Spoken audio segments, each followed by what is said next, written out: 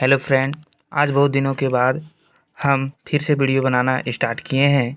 ये क्लास 10 का बहुत ही इम्पोर्टेंट क्वेश्चन है। ये बार बार पूछा जाता है, ये सवाल है ना। ट्रिकोनोमेट्रिक का है ये क्वेश्चन और इसको हम प्रूव करेंगे अभी हम।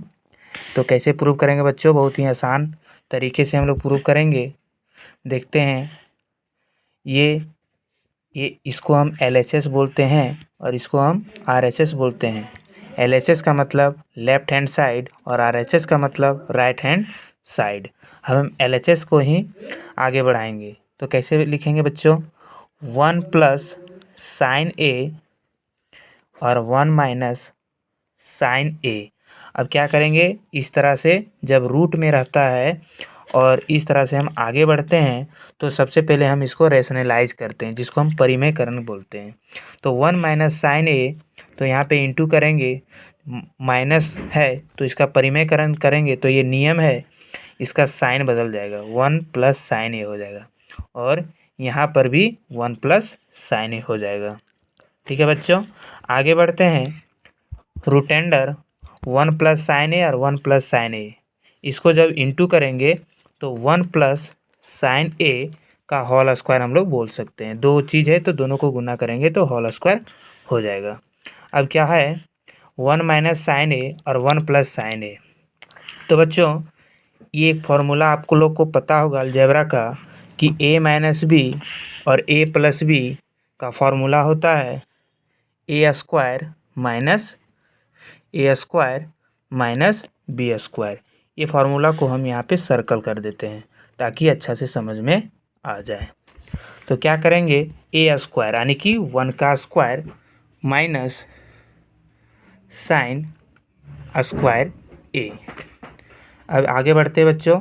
रूट अंडर 1 प्लस साइन ए का होल स्क्वायर और 1 माइनस साइन स्क्वायर थीटा बराबर होता है 1 माइनस साइन स्क्वायर थीटा बराबर होता है आपका कोस स्क्वायर थीटा। ये फार्मूला होता है बच्चों, अलजेब्रा का एक फार्मूला होता, त्रिकोणमिति का ये फार्मूला है, आप लोग को आदि होगा।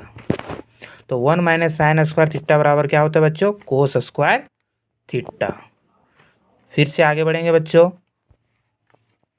1 प्लस साइन स्क्वायर थीटा और ये स्क्वायर और ये रूट आपस में कट जाएगा तो क्या बचेगा? 1 प्लस साइन ए, 1 प्लस साइन ए, और ये भी कट जाएगा तो क्या हो जाएगा? कॉस ए, है ना। रूट और ये कट जाएगा, मतलब यहाँ रूट खत्म हो चुका है तो इसको 1 प्लस साइन